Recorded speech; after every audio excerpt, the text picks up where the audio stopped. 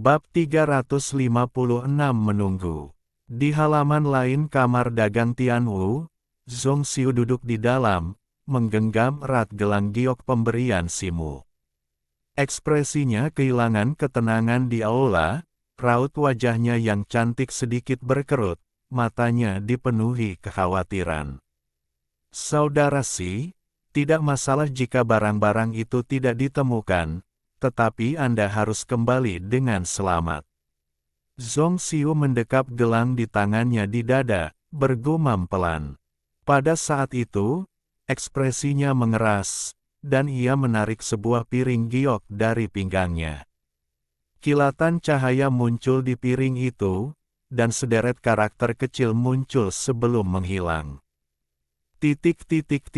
Sore berikutnya, siang hari.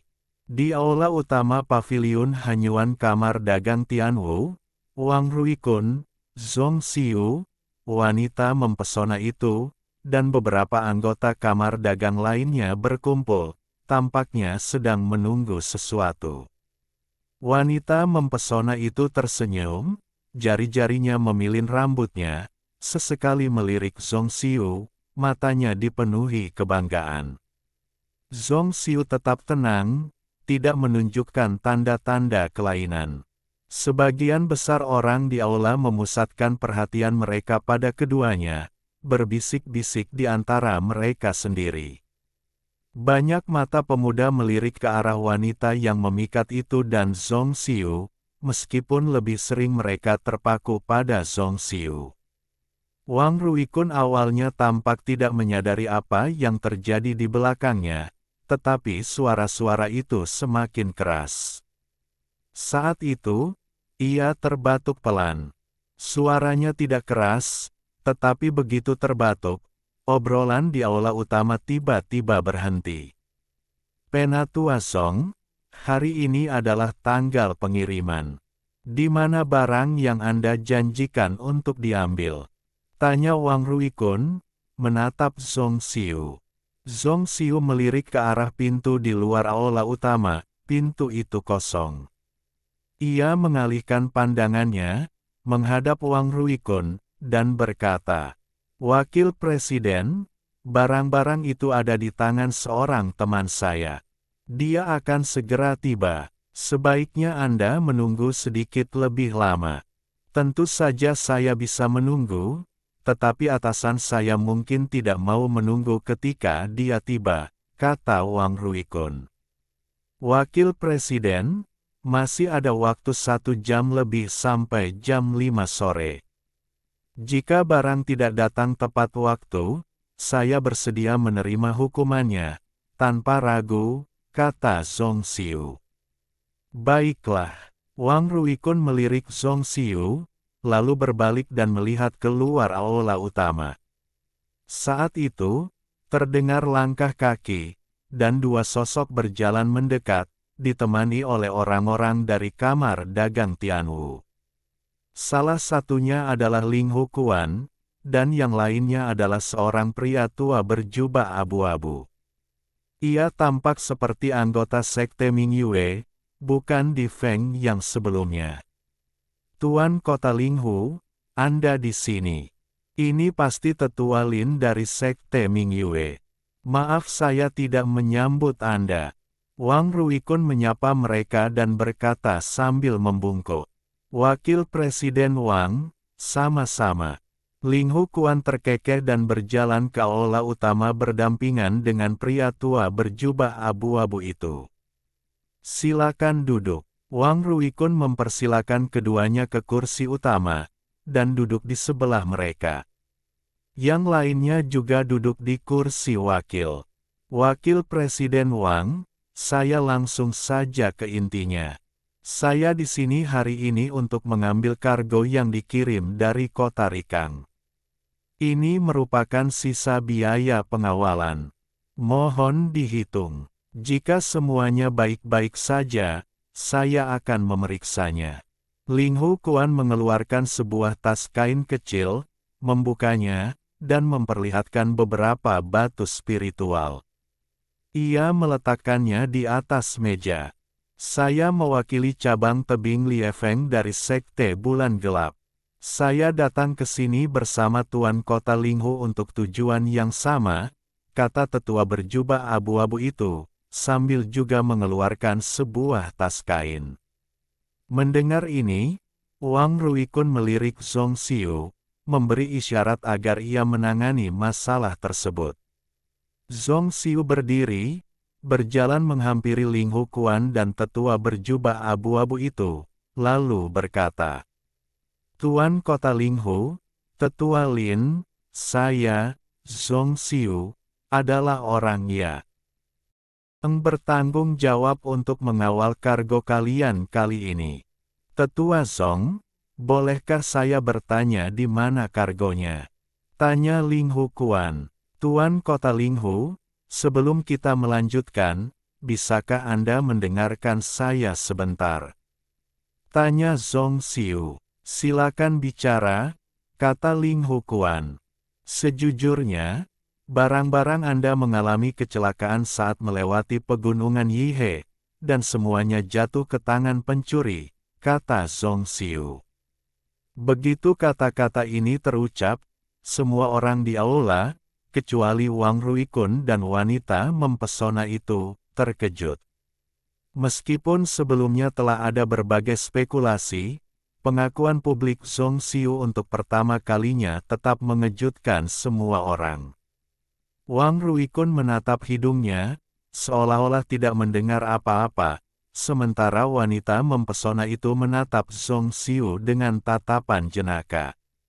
Wajah Linghu Kuan sedikit muram. Sebagai perbandingan, pria tua berjubah abu-abu di sampingnya jauh lebih tenang. Jadi, barang-barang kami hilang. Bukankah Anda mengatakan sebelumnya bahwa Anda bisa mengirimkan barang tepat waktu? Bagaimana Anda menjelaskannya? Tanya Linghu Kuan. Setelah barang-barang itu dirampok, saya sudah mendapatkannya kembali setelah berhari-hari menyelidiki, kata Zhong Xiu. Mendengar ini, wajah semua orang yang hadir berubah, dan mereka dipenuhi rasa tidak percaya. Senyum wanita mempesona itu membeku. Ia menatap Zhong Xiu, hendak mengatakan sesuatu, tetapi Wang Ruikun menatapnya dengan tajam yang membuatnya berhenti. Musuh-musuh itu sangat licik, mencuri barang penting dari kargo. Aku telah diam-diam menyelidiki keberadaannya selama berhari-hari dan telah menemukan beberapa petunjuk penting. Temanku telah menemukannya dan akan segera kembali. Mohon bersabar dan tunggu sebentar lagi, lanjut Zhong Xiu. Petik 2. Apa kau pikir kau bisa membuat kami semua menunggu di sini dengan bodoh hanya dengan beberapa kata kosong? Aku khawatir kau tidak punya akal sehat untuk melakukan itu, cibir tetua berjubah abu-abu itu.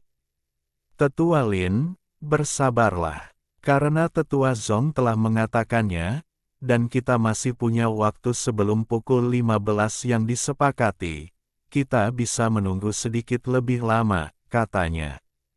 Bagaimana jika kargo itu masih belum muncul sampai saat itu? Kata tetua berjubah abu-abu itu, melirik Wang Ruikun, yang berada tidak jauh darinya. Jika barang tidak tiba tepat waktu, kamar dagang kami akan menepati janji dan menanggung semua konsekuensinya, memberi Anda 2 kompensasi yang setara dengan 3 kali lipat nilai barang, kata Wang Ruikun tiba-tiba. Oke, setuju, kata pria tua berjubah abu-abu itu. Linghu Kuan sedikit mengernyit, tetapi akhirnya ia tidak berkata apa-apa. Ruang tamu perlahan menjadi sunyi. Waktu berlalu sedikit demi sedikit. Zhong Xiu berdiri sendirian di tengah aula, ditatap oleh semua orang, tetapi ia sama sekali tidak peduli, bagaikan bunga teratai salju, berdiri dengan gagah. Linghu Kuan mengambil cangkir teh dan menyesap tehnya dengan santai, sementara pria tua berjubah abu-abu di sampingnya memejamkan mata untuk beristirahat. Wanita mempesona itu menatap sosok Zhong Xiu, matanya berkedip-kedip, dan entah apa yang sedang dipikirkannya. Zhong Xiu menatap langit di luar aula. Cuaca hari ini cerah, langit biru, dan beberapa awan putih berarak perlahan, yang membuat orang-orang merasakan pencerahan mendadak. Suasana hatinya yang awalnya cemas perlahan-lahan mereda. Wajah Simu terlintas di benaknya, dan senyum tersungging di wajahnya.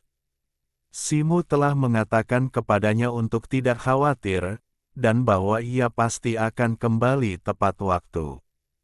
Ia percaya padanya, sekalipun Simu tidak bisa kembali, itu tidak masalah.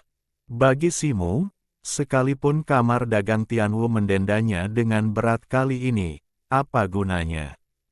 Waktu terus berlalu, waktu yang ditentukan semakin dekat, dan sore semakin dekat. Secercah kepuasan terpancar dari mata wanita yang memikat itu, dan secercah kegembiraan terpancar dari mata tetua berjubah abu-abu. Hanya beberapa saat lagi, dan kompensasi 3 kali lipat akan berada dalam genggaman mereka. Pada saat itu, langkah kaki tergesa-gesa bergema, dan seorang pelayan berjubah kuning memasuki aula. Ia membungkuk kepada Wang Ruikun dan berkata, "Wakil Presiden Wang, armada kendaraan awan terapung telah tiba di luar kamar dagang." Pemimpin mengatakan itu adalah barang milik tetua Song. Dengan kata-kata ini, semua orang yang hadir gempar, berbisik dan berdiskusi. Senyum wanita yang memikat itu membeku, dan tangannya mengepal. Alis Ling Hukuan terangkat, matanya berbinar. Sementara itu, ekspresi tetua berjubah abu-abu sedikit berubah.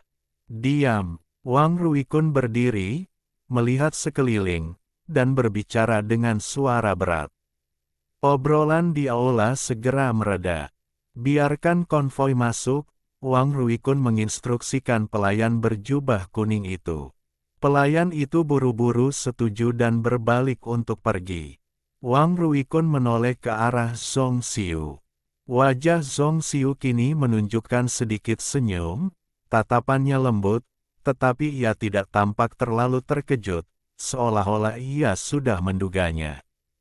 Dengan suara gemerincing, segerombolan kendaraan awan yang melayang, terbungkus kain hitam dan tampak menggembung, meluncur masuk dari pintu masuk utama. Tepat 8 kendaraan, mereka parkir di luar aula. Di kendaraan awan yang melayang terakhir duduk seorang pemuda berjubah hitam, dengan pedang hitam tersampir di punggungnya. Dia adalah Simu. Tatapannya menyapu kerumunan, lalu tertuju pada Zhong Xiu. Dengan sekejap, ia muncul di samping kendaraan itu. Wang Ruikun, menyadari hal ini, melangkah keluar. Semua orang di aula, yang tak lagi bisa duduk diam, mengikuti Wang Ruikun keluar. Ling Hukuan dan tetua berjubah abu-abu dari Sekte Bulan Gelap tentu saja menolak untuk berlama-lama minum teh dan mengikutinya keluar. Saudara Si, Zhong Xiu melangkah cepat ke sisi Simu dan meraih tangannya. "Aku tidak terlambat, kan?" ucap Simu sambil menatap Zhong Xiu. Zhong Xiu menggelengkan kepala dan menjabat tangan Simu erat-erat. Wanita mempesona itu mengamati Simu dari atas ke bawah, matanya perlahan menyipit. Melihat pemandangan ini, banyak orang di sekitar mereka yang mengubah raut wajah, terutama beberapa pemuda. Kecantikan Zhong Xiu yang tak tertandingi membuat mereka terkesima, bahkan beberapa dari mereka pun berpikir. Saat ini, Zhong Xiu begitu dekat dengan Simu, dan hubungan mereka pun terlihat jelas. Banyak pemuda yang hadir memandang Simu dengan iri dan tidak ramah. Namun, baik Simu maupun Zhong Xiu, mereka mengabaikan tatapan orang-orang di sekitar, dan tetap berdiri bersama, berbisik-bisik. Ling Hu Kuan dan lelaki tua berjubah abu-abu itu berjalan mendekat, pertama-tama melirik konvoi, lalu keduanya jatuh menimpa Simu. Simu juga menoleh saat itu, tersenyum pada mereka berdua, dan menepuk tangan Zhong Xiu dengan lembut. Zhong Xiu berbalik, berjalan ke sisi konvoi, dan berkata kepada Ling Hu Kuan dan tetua berjubah abu-abu. Tuan-tuan, akhirnya aku berhasil menyelesaikan misiku dan mengambil barang-barang. Kalian berdua bisa memeriksa apakah ada yang hilang atau terlupakan. Bab 357 Kompetisi. Ling Hu Kuan melirik Zhong Xiu, tanpa berkata apa-apa selain menganggukkan kepala. Ia mengangkat satu tangan dan memberi isyarat. Setibanya di sana, ia membawa beberapa pelayan, menunggu di luar pintu.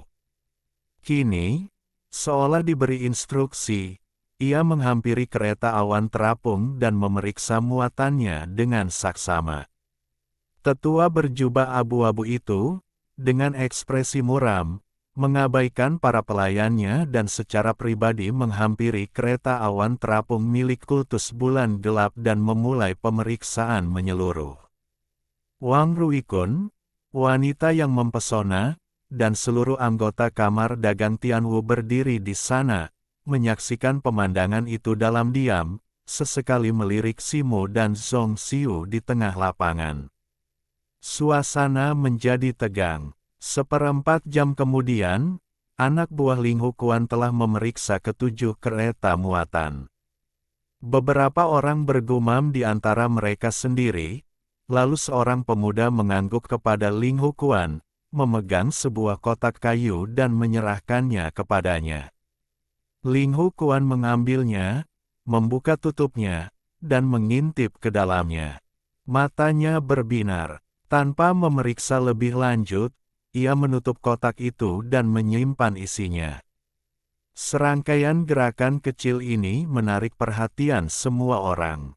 7 gerobak muatan telah dihitung dan sesuai dengan manifest, kata Ling Hu Kuan perlahan, nadanya tenang. Meskipun semua orang di sekitarnya telah menebak hasilnya secara kasar, mendengar pengumuman pribadi Ling Hu Kuan tetap mengejutkan mereka. Wanita yang mempesona itu melirik Zhong Xiu dengan tatapan rumit. Penatua Zhong benar-benar menepati janjinya. Dia layak menjadi anggota kamar dagang Tianwu. Aku mengagumimu, kata Ling Hu Kuan sambil tersenyum tipis, menyapa Wang Ruikun. Tuan Kota Ling Hu, kau terlalu baik, kata Wang Ruikun.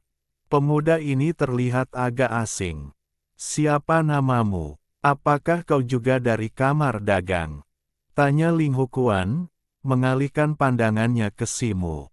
Namaku Simu, teman Zhong Xiu, dan aku hanya seorang kultivator biasa, kata Simu, menatap Ling Hu Kuan. Ling Hu Kuan mengangguk tanpa bertanya lebih lanjut. Pada saat ini, tetua berjubah abu-abu dari Sekte Bulan Gelap kembali, wajahnya muram. Ia dengan hati-hati memeriksa muatan di kereta, mencoba menemukan kekurangannya, tetapi tidak berhasil. Tetua Lin, apakah ada masalah dengan barang-barang ini? Tanya Zhong Xiu. Tidak masalah. Semuanya, saya masih ada urusan di sekte, jadi saya permisi dulu, kata tetua berjubah abu-abu itu. Ia buru-buru berjabat tangan dengan Ling Hu Kuan dan Wang Ruikun, lalu muncul dari kerumunan dan pergi sendiri. Beberapa murid sekte bulan gelap bergegas maju, buru-buru menurunkan barang-barang dari kereta awan terapung dan menyimpannya di cincin penyimpanan mereka, lalu menyusul. Orang-orang di halaman memperhatikan mereka pergi tanpa banyak komentar, kecuali beberapa pelayan di pintu. Wakil Presiden Wang, meskipun kamar dagang Anda mengalami beberapa masalah selama pengangkutan kali ini, penyelesaian yang cepat sekali lagi menunjukkan kemampuan dan kredibilitas manajemen krisis kamar dagang Tianwu. Lelang Changsu ini memang paling baik diselenggarakan oleh Kamar Dagang Tianwu, kata Ling Hukuan. Terima kasih, Tuan Kota, atas kepercayaan Anda kepada Kamar Dagang kami. Kami akan berusaha semaksimal mungkin untuk memenuhi harapan Anda yang tinggi, ujar Wang Ruikun, wajahnya berseri-seri gembira saat membungkuk. Ling Hukuan mengangguk, dan keduanya mengobrol sebentar, lalu Ling Hukuan berpamitan dan pergi. Karena Ling Hukuan memiliki banyak barang, tidak praktis menggunakan cincin penyimpanan untuk membawanya langsung, jadi ia menyapa Wang Ruikun dan membawa 7 kereta awan melayang untuk sementara. Setelah melihat Ling Hukuan dan yang lainnya pergi, Wang Ruikun berbalik dan melirik Simu, lalu berbalik dan berjalan masuk. Tetua Zong, Tetua Zhao, kalian berdua ikuti saya masuk, yang lain silakan bubar. Suara Wang Ruikun terdengar. Orang-orang di halaman saling berpandangan dan bubar. Saudara Si, silakan pergi ke kediaman dan tunggu saya dulu, saya akan segera kembali. Zong Xiu berkata kepada Simu. Hati-hati, Simu mengangguk, tanpa berkata apa-apa lagi, berbalik dan berjalan keluar. Penatua Zong, selamat atas keberhasilanmu mengubah bencana menjadi keselamatan. Saat itu, wanita mempesona itu berjalan mendekat dan berkata, terima kasih, kata Zong Xiu. Jadi, kau memiliki orang seperti itu di bawah komandomu, sungguh mengejutkan. Ngomong-ngomong, pengikut berpakaian abu-abu yang menemanimu saat bajingan itu datang ke paviliun Hanyuan untuk pertama kalinya adalah orang yang menyamar ini, kan? Wanita mempesona itu melirik Simu yang sudah berjalan pergi dan berkata, Wakil Presiden sedang menunggu kita. Zong Xiu mengabaikannya dan berjalan maju. Melihat ini, wanita mempesona itu mendengus dan juga berjalan maju. Di sebuah aula paviliun Hanyuan, Wang Ruikun berdiri dengan tangan di belakang punggungnya, seolah sedang memikirkan sesuatu. Zong Xiu, wanita mempesona itu, berjalan ke aula dan berdiri di belakangnya. Wang Ruikun berbalik, menatap Zong Xiu, senyum lembut muncul di wajahnya, dan berkata, Penatua Zong, kali ini kita dapat mengambil barang-barang tepat waktu, memulihkan reputasi kamar dagang, dan menghindari kompensasi. Kau telah memberikan kontribusi yang besar kali ini. Wakil Presiden Wang, Anda terlalu baik. Masalah ini awalnya disebabkan oleh saya, jadi wajar saja saya harus menyelesaikannya sendiri, kata Zong Xiu. Meskipun begitu, saya telah merenungkan hal ini beberapa hari ini. Lagi pula, para perampok itu mengincar kamar dagang. Tidaklah bermoral maupun logis bagi kamar dagang untuk menyerahkan tanggung jawab penuh atas pengembalian barang-barang itu kepada Anda, kata Wang Ruikun. Zong Xiu tetap diam setelah mendengar ini, karena ia tahu Wang Ruikun masih punya hal lain untuk dikatakan. Masalah ini telah dilaporkan secara luas. Dengan penyelesaian yang berhasil hari ini, saya yakin beritanya akan segera menyebar ke seluruh kota Changsu dan bahkan ke kota-kota suku barbar lainnya. Ini akan sangat bermanfaat bagi ekspansi kamar dagang Tianwu kita di benua Xie. Tenanglah, Tetua Zong. Saya akan melaporkan masalah ini kepada Presiden dan memberikan penghargaan yang besar kepada Anda, kata Wang Ruikun. Terima kasih, Wakil Presiden. Mata Zong Xiu berbinar, dan ia membungkuk. Tentu saja, Tetua Zhao juga berjasa besar dalam misi ke kota Chensa ini. Kalian semua adalah talenta langka untuk kamar dagang, kata Wang Ruikun, menoleh ke arah wanita mempesona itu. Terima kasih, Wakil Presiden. Saya hanya menjalankan tugas saya, kata wanita mempesona itu dengan wajah berseri-seri. Sebenarnya, saya memanggil kalian berdua ke sini karena ada sesuatu yang penting untuk saya umumkan, kata Wang Ruikun tiba-tiba, mengganti topik pembicaraan. Melihat ekspresi Wang Ruikun, Zhong Xiu dan dua orang lainnya segera menenangkan diri. Wang Ruikun tidak langsung berbicara, melainkan mengeluarkan selembar giokcian dari dadanya dan berkata, "Ini pesan yang saya terima dari Presiden beberapa hari yang lalu." Ekspresi Zhong Xiu dan dua orang lainnya berubah. Presiden Kamar Dagang Tianwu adalah sosok misterius, jarang muncul di depan umum, tetapi setiap kali ia muncul, sesuatu yang penting pasti akan terjadi. Presiden telah mengirim kabar bahwa, untuk lebih memperluas bisnis antara Kamar Dagang Tianwu kami dan suku iblis, kami telah memutuskan untuk memilih salah satu tetua muda sebagai utusan khusus bagi suku iblis untuk pergi ke wilayah Naluo di Tiongkok Tengah guna bernegosiasi dengan 3 suku iblis utama. Wang Ruikun memulai. Zhong Xiu, setelah mendengar ini, memiliki kecurigaan yang samar, tetapi tetap tenang. Wanita mempesona di sisi lain juga tidak menunjukkan ekspresi yang tidak biasa. Selama insiden ini, Tetua Zhong tetap tenang dan menangani situasi dengan brilian, memulihkan kerugian kamar dagang. Tetua Zhao juga memberikan kontribusi yang signifikan. Kalian berdua adalah individu yang luar biasa di dalam kamar dagang. Setelah berkonsultasi dengan para tetua lainnya, saya telah memutuskan untuk memilih salah satu dari kalian untuk bertugas sebagai utusan iblis, yang bertanggung jawab penuh atas masalah ini, kata Wang Ruikun. Jantung Zhong Xiu berdebar kencang setelah mendengar ini, dan rona kegembiraan muncul di wajahnya.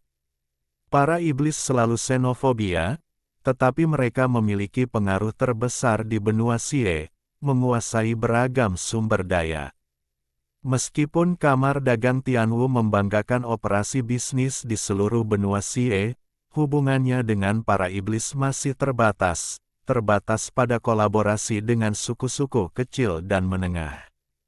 Meskipun Kamar Dagang telah berusaha untuk lebih lanjut terlibat dengan 3 suku iblis terkuat dari 72 suku iblis, kemajuan belum berhasil.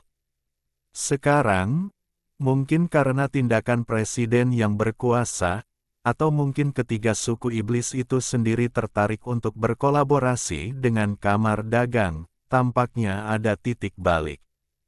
Jika Zhong Xiu bisa pergi ke puncak Lingtian sebagai utusan klan iblis untuk menyelesaikan negosiasi ini, jika ditangani dengan benar, dampaknya akan tak terkira bagi masa depannya di Kamar Dagang Tianwu. Zhong Xiu merenung lebih lanjut.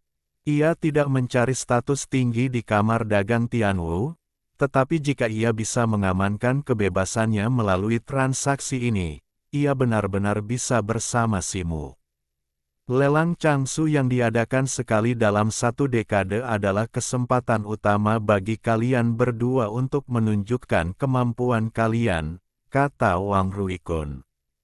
Zhong Xiu dan wanita mempesona itu bertukar pandang, lalu segera mengalihkan pandangan. Kota Changsu panjang dan sempit dari timur ke barat. Kamar Dagang selalu menetapkan 2 tempat lelang di sisi timur dan barat kota. Kali ini, kalian berdua akan bertanggung jawab untuk mengatur masing-masing tempat.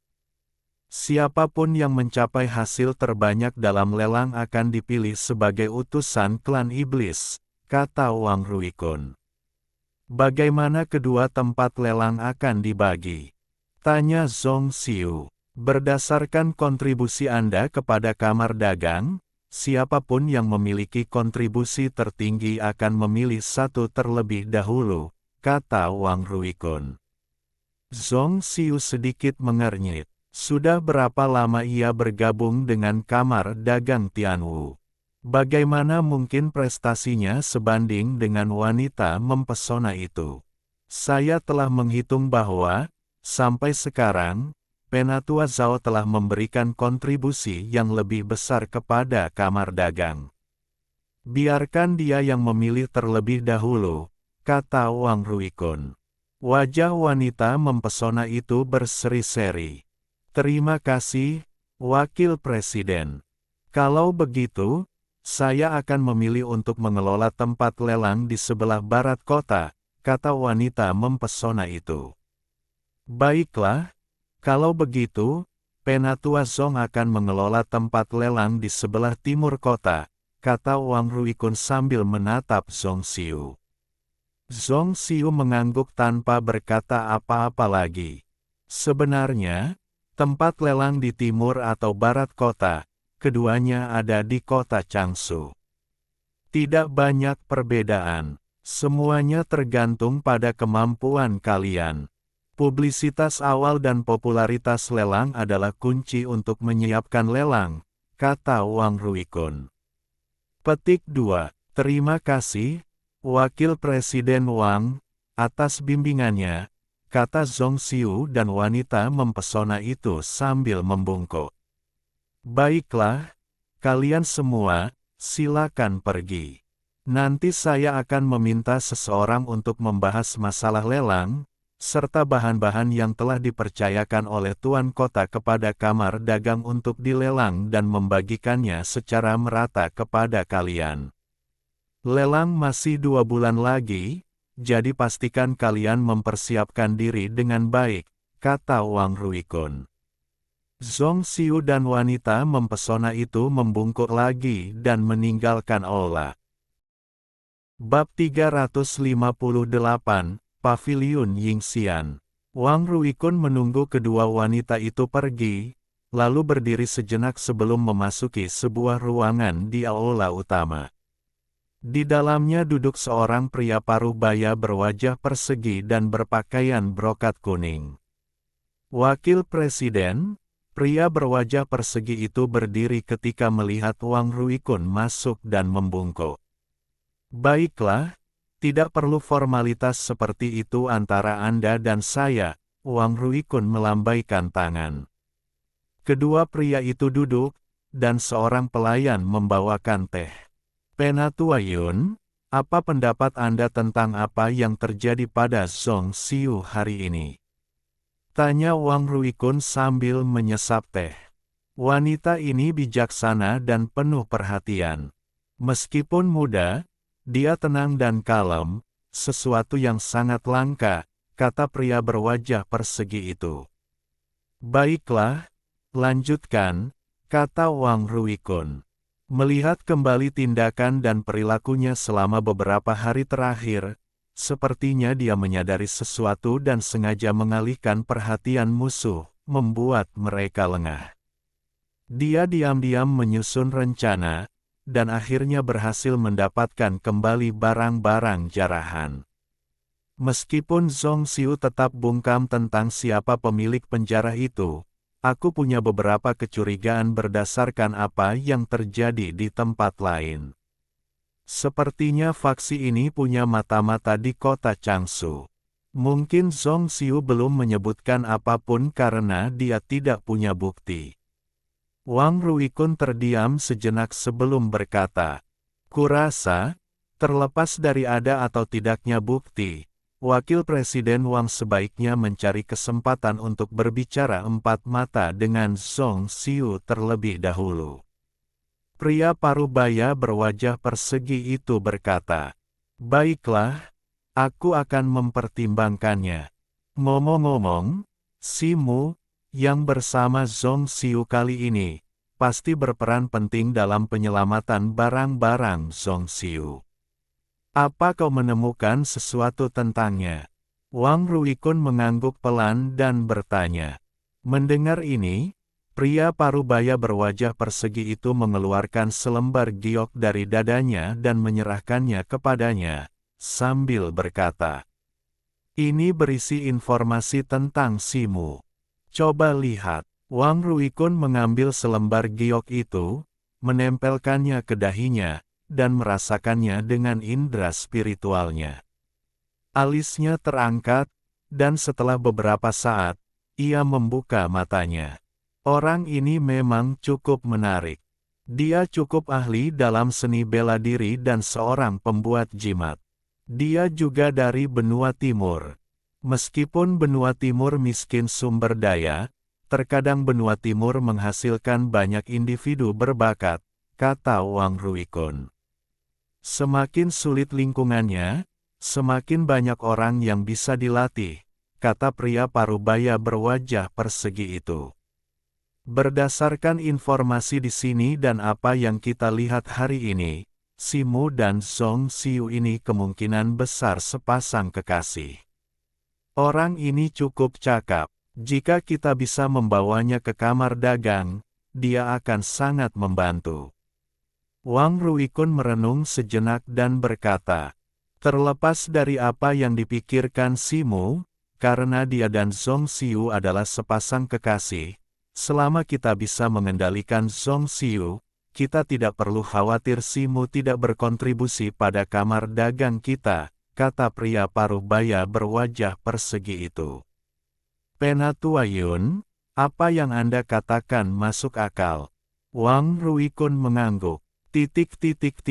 Setelah Zhong Xiu dan wanita mempesona itu meninggalkan aula, mereka menyusuri jalan setapak batu di depan gerbang menuju percabangan jalan.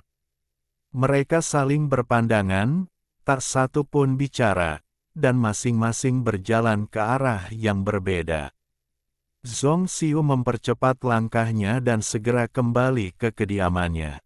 Simu berdiri di halaman dengan tangan di belakang punggung, mengobrol santai dengan Caier di bahunya. Kakak Si, kukira kau takkan kembali. Melihat Simu, Zhong Xiu kehilangan sikap pendiamnya di depan orang luar dan berlari menghampiri, menghambur ke pelukan Simu. Gadis bodoh, aku kembali dengan selamat, kan? Kata Simu lembut, sambil mengelus kepal. Zhong Xiu, aku takut. Zhong Xiu membenamkan wajahnya di dada Simu, memeluk Simu erat-erat. Jangan khawatir, kakak Simu orang yang beruntung, dia akan baik-baik saja, kata Simu sambil tersenyum. Wow, Situ, kau sangat norak. Aku tak tega melihatnya. Caier membentangkan sayapnya dan terbang dari bahu Simu, menimbulkan suara aneh. Kau banyak bicara, tegur Simu sambil tersenyum, menjentikkan jarinya. Aliran energi melesat ke arah Caier. Caier menjerit, menghindari energi itu dengan ayunannya, dan terbang menjauh. Secercah keterkejutan terpancar di mata Simu. Kecepatan reaksi Caier jauh lebih cepat dari sebelumnya.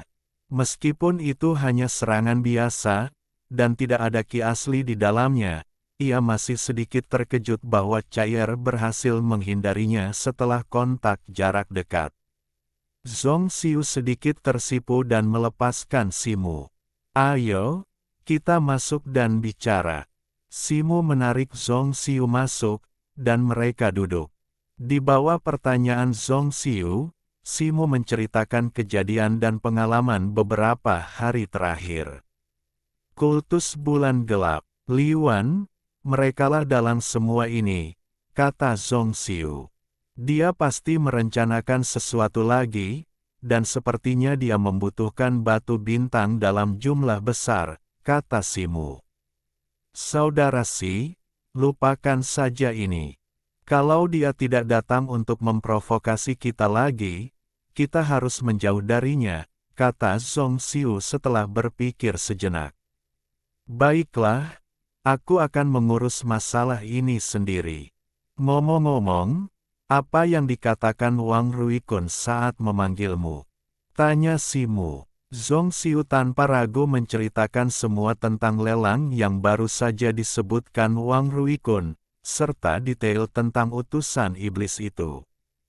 Simu sekarang adalah orang terpentingnya, Jadi Zhong Xiu mengabaikan aturan kamar dagang Tianwu dan menceritakan semua informasi rahasia ini kepadanya.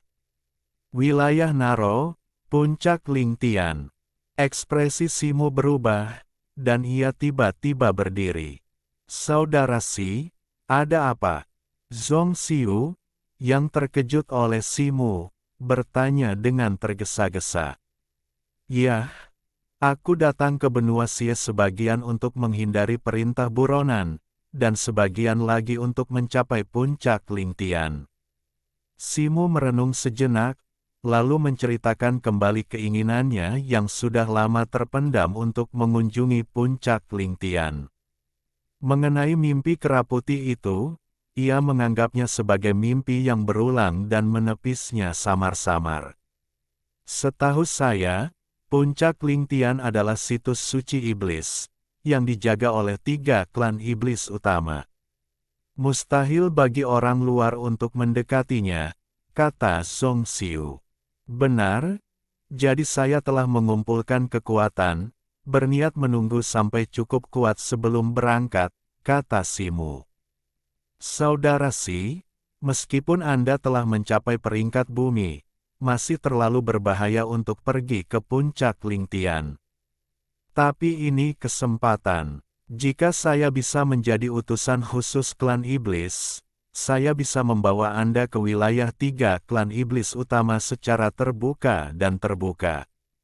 Sesampainya di sana, mungkin kita akan memiliki kesempatan untuk mendekati puncak Lingtian. Zhong Xiu merenung sejenak, dan berkata, baiklah, saya akan melakukan yang terbaik untuk membantu Anda dalam pelelangan ini.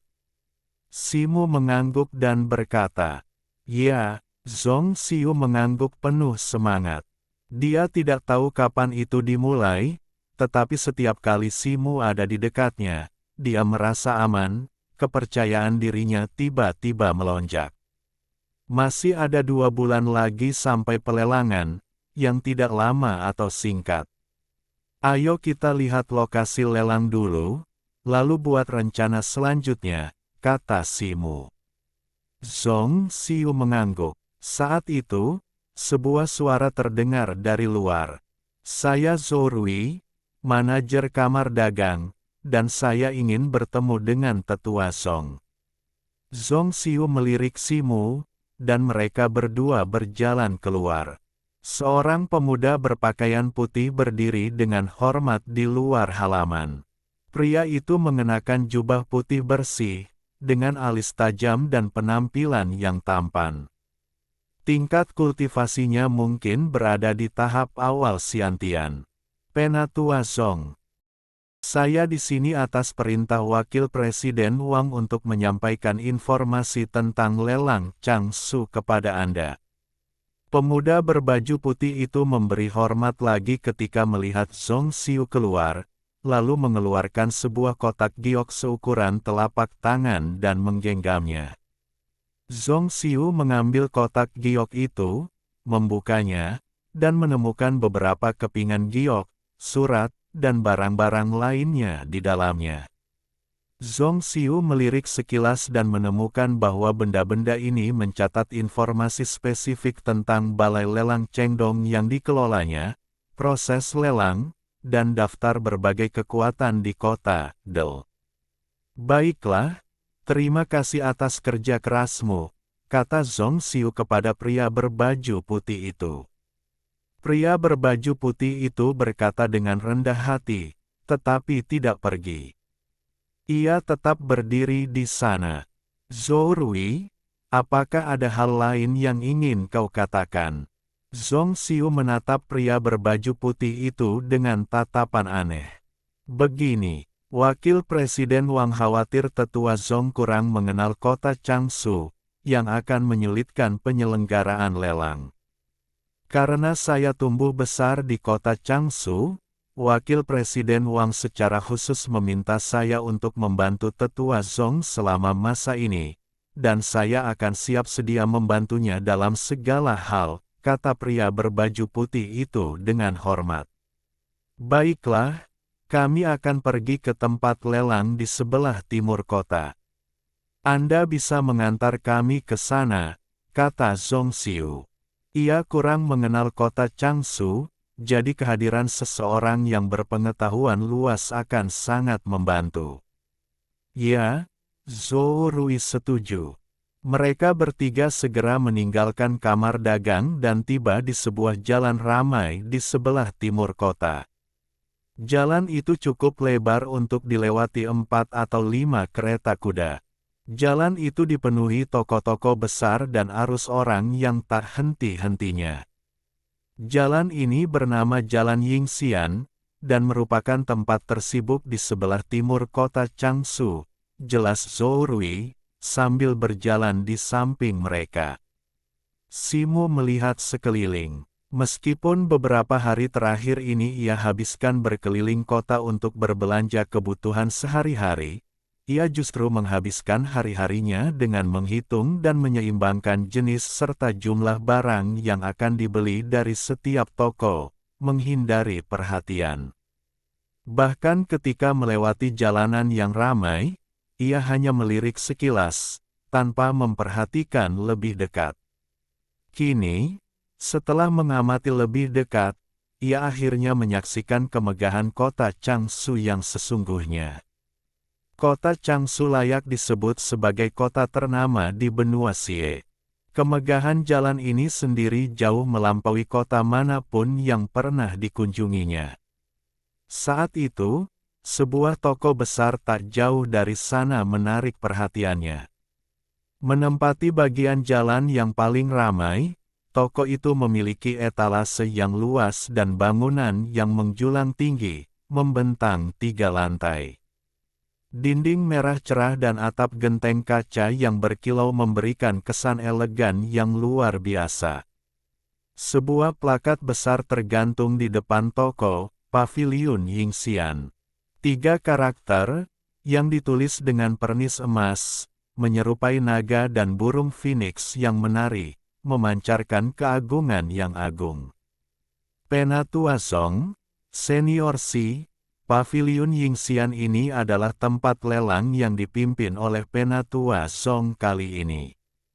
Saat itu, Zhou Rui menunjuk ke arah toko dan berkata, Zhong Xiu menatap gedung tinggi di depannya, tatapan aneh terpancar di matanya. Ayo kita pergi dan melihat-lihat. Zhong Xiu menarik napas dalam-dalam dan berjalan menuju Paviliun Yingxian. Bab 359 mengunjungi dan memenangkan. 2 baris penjaga berpakaian kuning berdiri di depan Paviliun Yingxian, semuanya berada di alam pasca Natal. Melihat Simu, Zhong Xiu, dan 3 lainnya mendekat, salah satu penjaga berpakaian kuning mendekat dan menghentikan mereka. Zhong Xiu dan Zhou Rui berpakaian santai, tanpa token atau liontin giok apapun yang menunjukkan identitas mereka. Mereka semua menahan aura mereka, bertingkah seperti turis biasa. Berhenti, kalian perlu undangan dari kamar dagang Tianwu untuk masuk, kata penjaga berpakaian kuning itu, dengan sedikit perlawanan di wajahnya. Ini Penatua Zhong, yang bertanggung jawab atas semua urusan Paviliun Yingxian mulai hari ini, kata Zhou Rui, sambil mengeluarkan token pengurusnya dan memarahinya. Kamar dagang Tianwu memiliki hierarki yang ketat, dan status Zhou Rui sebagai pengurus di kantor pusat setara dengan penjaga toko, kedua setelah para penatua, dan jauh lebih tinggi daripada penjaga berpakaian kuning. Saya tidak tahu. Mohon maaf, Tetua Zhong.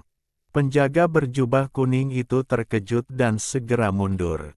Melihat hal ini, penjaga lainnya pun memberi jalan. Zhou Rui mendengus dan mengabaikannya, lalu memimpin Zhong Xiu dan Si Mu memasuki Paviliun Yingxian.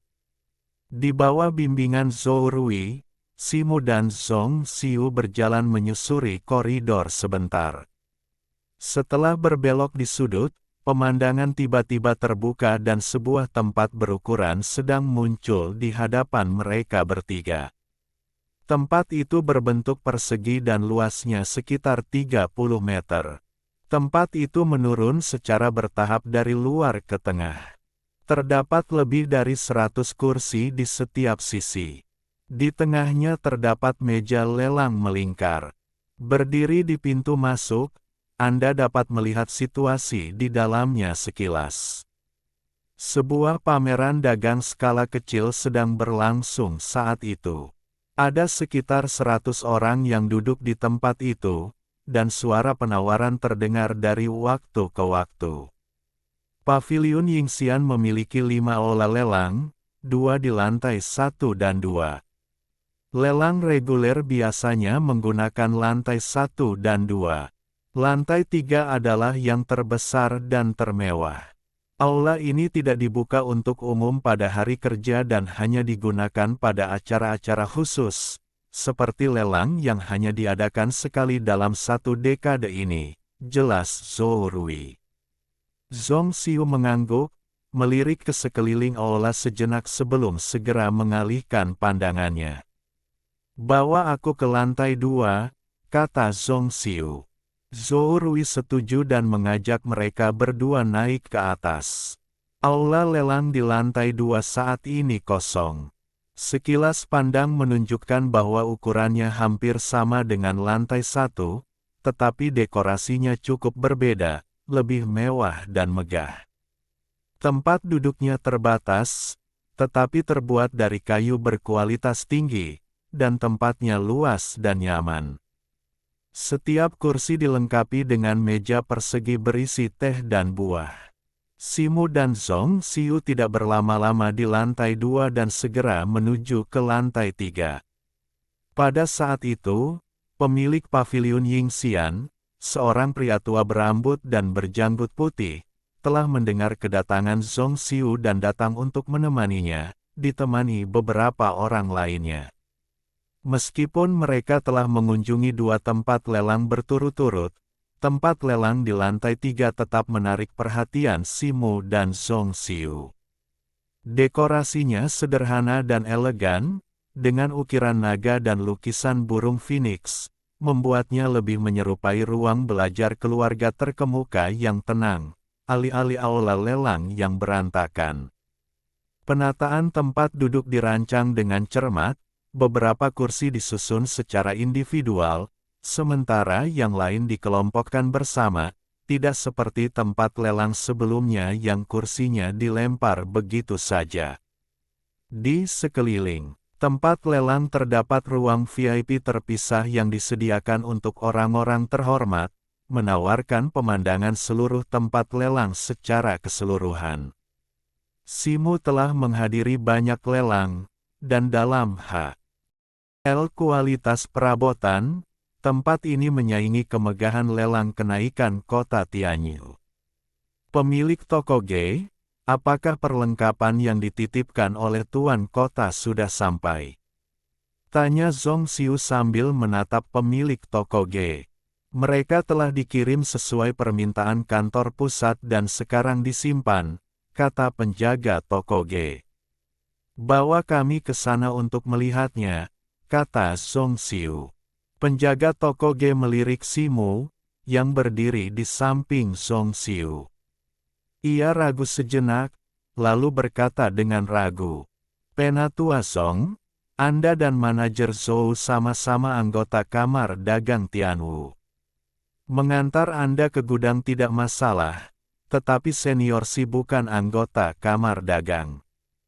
Tatapan Simu beralih, dan ia hendak menyarankan untuk menunggu di luar ketika Zhou Rui, yang berdiri di samping Zhong Xiu, tiba-tiba angkat bicara. Senior Simu adalah tamu terhormat kamar dagang Tianwu dan telah sangat membantu kamar dagang. Wakil Presiden Wang telah menginstruksikan agar senior Simu memiliki akses gratis ke semua area di sini.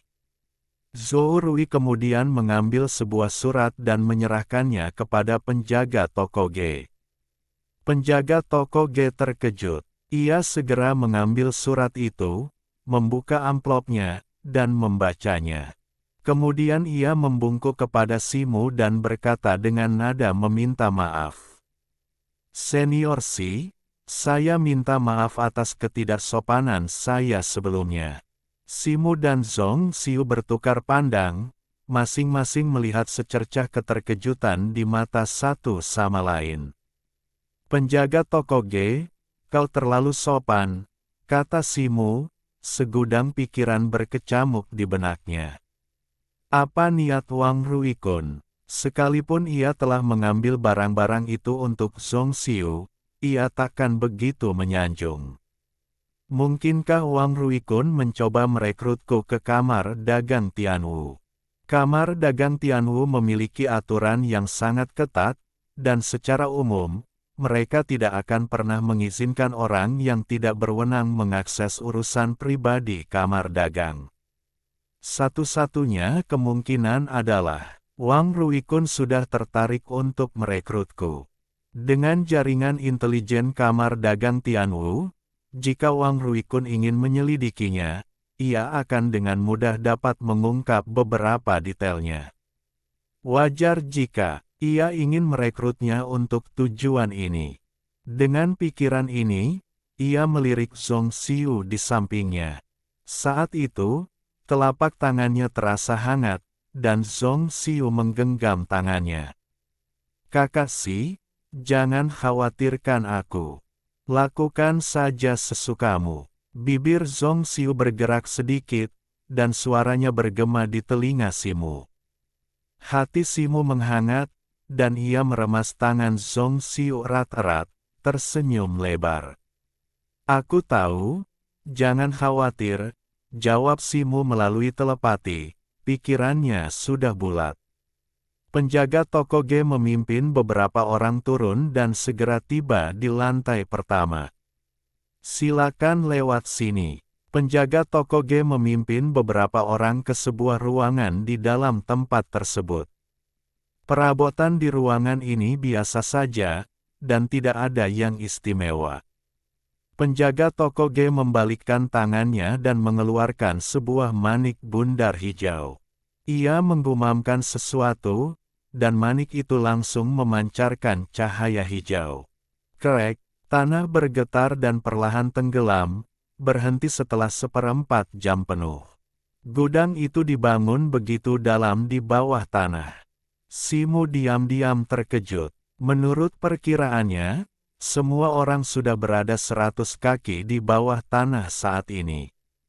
Gudang itu dibangun di sini, yang memang sangat aman. Penjaga toko Ge melambaikan tangannya dan menembakkan cahaya hijau, yang mendarat di dinding di sampingnya. Terdengar suara, kresek, dan dinding terbelah ke samping, memperlihatkan sebuah pintu masuk. Ini gudang lelang. Silakan ikuti saya, kata penjaga toko Ge, lalu berjalan masuk. Di hadapannya terbentang sebuah bilik batu yang luas, seukuran 7 atau 8 rumah, penuh dengan segudang benda. Tumpukan biji besi, batu roh, dan material monster tak terhitung jumlahnya. Di balik tumpukan itu, puluhan rak kayu menyimpan lebih banyak lagi ramuan berharga, instrumen magis, dan buku-buku. Lebih dalam lagi, kotak-kotak besar tersembunyi di dalamnya. Ia tidak tahu apa isinya, tetapi berada di bilik batu ini, pastilah merupakan harta karun langka. Semakin Simu mengamati, semakin ia takjub. Ia telah melihat banyak batu roh dan harta karun di gudang sekte Mingyue di lembah Yufeng, tetapi dibandingkan dengan apa yang ada di dalam bilik batu ini, harta karun sekte Mingyue yang luas itu tampak tak ada apa-apanya. Pada saat itu, ekspresinya berubah saat ia merasakan kehadiran yang kuat menguncinya, tak diragukan lagi seperti seorang ahli tingkat bumi. Meskipun aku diizinkan ke sini, masih ada ahli yang berjaga, pikir Simu dalam hati, tetapi ia tidak merasakan tekanan apapun. Ia tidak menginginkan harta karun di sini. Zhong Xiu juga tampak terkejut oleh harta karun itu, tetapi ia segera menenangkan diri. Apa saja barang yang dilelang? Tanyanya sambil menatap penjaga toko G. Meskipun barang-barang di sini tampak banyak, sekilas, tidak ada barang berharga yang tidak bisa dijual di pelelangan. Ada di dalam, silakan ikuti saya, kata penjaga toko G, memimpin beberapa orang masuk. Mereka berhenti di dekat puluhan kotak dengan berbagai ukuran dan menunjukkan isinya. Zhong Xiu mengulurkan tangan dan membuka sebuah kotak. Di dalamnya terdapat sepotong biji besi sepanjang sekitar 30 cm. Warnanya putih bersih dan berkilau, memancarkan cahaya putih seperti pisau, yang membuat orang sulit membuka mata. Tai Jingjin Tai, seru Zhong Xiu. Mata Simu juga berbinar. Biji besi ini adalah biji emas kelas atas, bahan yang sangat baik untuk memurnikan alat spiritual, dan sangat langka. Sepotong biji sebesar itu setidaknya berharga 5 atau 6.000 batu roh. Zhong Xiu menutup kotak itu dan melihat kotak lain di sebelahnya. Zhou Rui segera melangkah maju dan membukanya. Di dalam kotak itu terdapat pedang panjang berwarna hijau zamrud, bentuknya bergaya kuno, memancarkan gelombang energi magis yang kuat. Itu adalah instrumen magis kelas atas dengan kualitas yang sangat tinggi, sebanding dengan instrumen kelas atas. Zhong Xiu mengangguk dan membuka kotak yang lebih kecil, memperlihatkan botol giok merah. Botol ini berisi pil pembakar darah, totalnya 15, kata penjaga toko G. Mata Simu berkedip. Ia pernah melihat pil pembakar darah dalam teks-teks kuno. Ketika diminum, pil ini dapat membakar ki dan darah tubuh, meningkatkan kekuatan tubuh lebih dari 30% untuk sementara. Namun, pil ini juga memberikan tekanan yang cukup besar pada tubuh, sangat merusak vitalitas setelah efeknya hilang. Meskipun demikian, pil pembakar darah ini adalah ramuan yang berharga, mampu digunakan dalam situasi hidup atau mati. Zhong Xiu mengangguk dan menutup kotak itu. Berikan padaku daftar barang-barang ini. Terlalu merepotkan untuk membacanya satu persatu, katanya kepada penjaga toko G. Penjaga toko G menjawab, mengeluarkan selembar giok dan menyerahkannya kepadanya. Zhong Xiu mengambilnya, menutup matanya, dan meresapinya dengan indera spiritualnya. Setelah beberapa saat, ia membuka matanya, alisnya sedikit berkerut. Saya sudah cukup memahami situasi di sini. Ayo kita pergi dari sini, kata Zhong Xiu. Tak lama kemudian, semua orang kembali ke permukaan. Manajer G, untuk sementara waktu, Anda akan terus menjalankan pavilion Yingxian seperti biasa. Mengenai urusan lelang, saya akan memberi Anda instruksi dalam 2 hari ke depan.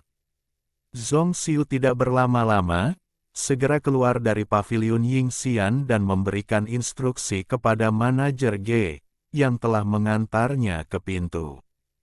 Baik, jawab manajer G. Bab 360, tidak adil. Setengah jam kemudian, Zhong Xiu dan Simu kembali ke kamar mereka. Siwer, ada apa? Tanya Simu, memperhatikan raut wajah Zhong Xiu yang murung dan sedikit kerutan di wajahnya setelah kembali. Saudara Si, lihatlah, kata Zhong Xiu sambil menyerahkan slip giok berisi daftar lelang kepada Simu. Simu mengambil slip itu dan memeriksanya dengan indera spiritualnya. Setelah beberapa saat, ia menatap Zhong Xiu dan berkata, kalau tidak salah ingat, beberapa barang ini berasal dari kiriman yang kami antar. Barang-barang ini memang berkualitas tinggi di lelang biasa, tapi sepertinya kami tidak akan bisa mengalahkan tetua Zhao hanya dengan barang-barang ini. Lagi pula, barang-barang ini hanya barang kelas menengah dalam kiriman itu. Seperti dugaanku, saudara Si, akhir-akhir ini kau lelah. Istirahatlah di sini sebentar. Aku harus keluar untuk sesuatu. Zhong Xiu mengangguk dan berdiri. Baiklah, hati-hati, kata Simu. Zhong Xiu mengangguk dan berdiri, meninggalkan halaman. Simu duduk bersila, melihat sekeliling. Cair tidak ada di halaman saat ini, ia bertanya-tanya kemana Cair pergi bermain. Tapi ini kota Changsu, dan dengan kelincahan Cair, tidak akan terjadi apa-apa. Ia mengembuskan napas, mengeluarkan batu roh atribut api tingkat menengah, memegangnya di tangan, dan mulai menyerap energi spiritual murni di dalamnya. Beberapa hari terakhir pertempuran sengit dan perjalanan yang tak henti-hentinya telah menguras mana dan zenki-nya secara drastis. Sekarang adalah kesempatan yang tepat untuk memulihkannya. Benang-benang sutra merah beterbangan dari batu roh, terus menyatu ke dalam tubuh Simu. Waktu terus berdetak. Ketika Simu membuka matanya, hari sudah hampir senja, dan langit di luar perlahan menggelap. Ia melemparkan batu roh yang kini kusam itu ke samping, di mana 7 atau 8 batu roh merah lainnya, yang juga terkuras energi spiritualnya, tergeletak seperti bayangan.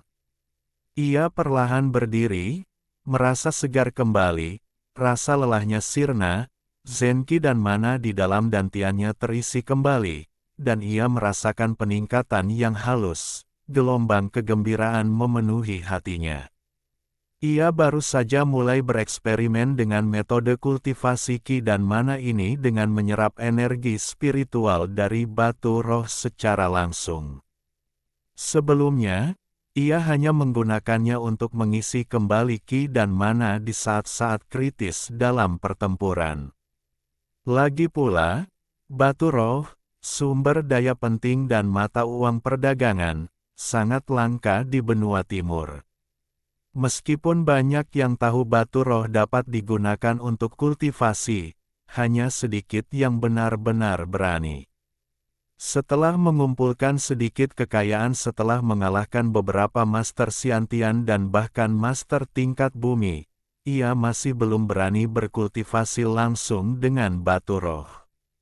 Namun, setelah mencobanya beberapa kali, ia langsung merasakan manisnya dan mengerti mengapa begitu banyak orang mati-matian berusaha mendapatkan batu roh.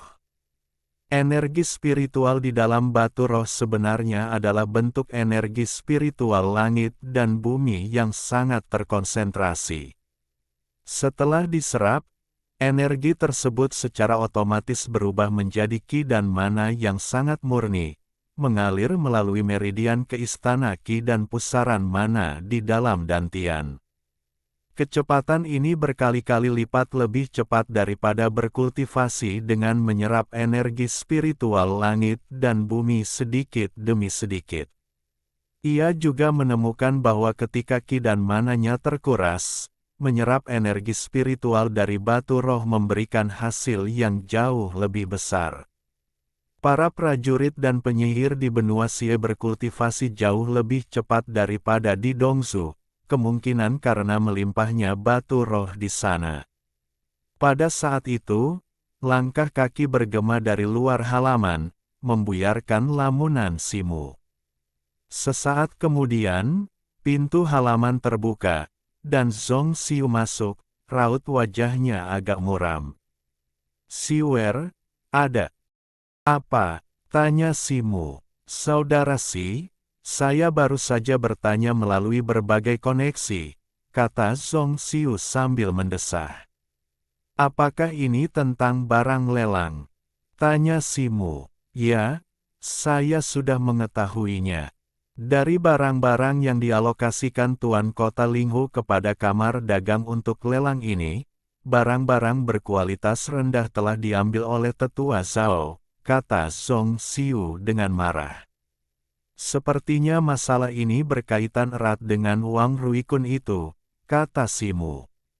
Saudara Si benar, masalah ini memang disetujui oleh Wakil Presiden Wang.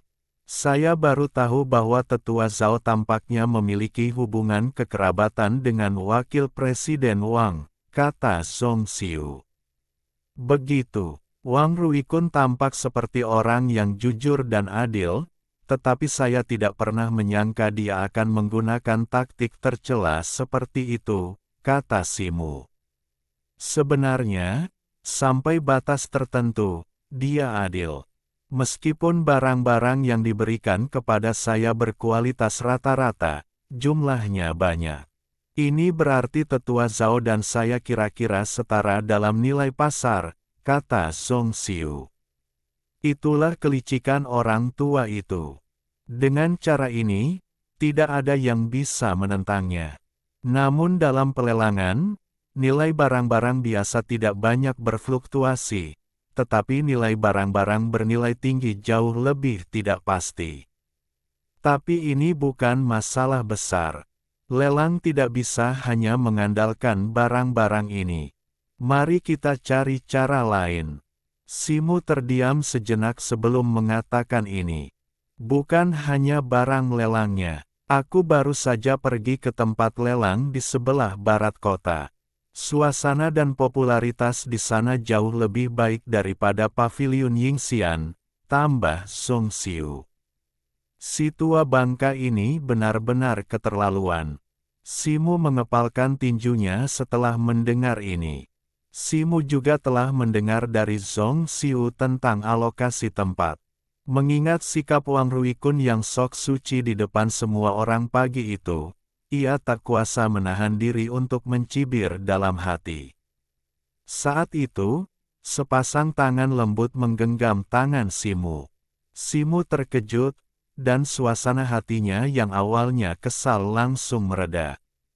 Siwer, gabungan dua hal ini memang agak merugikanmu. Kau, Simu menatap Zhong Xiu dengan iba.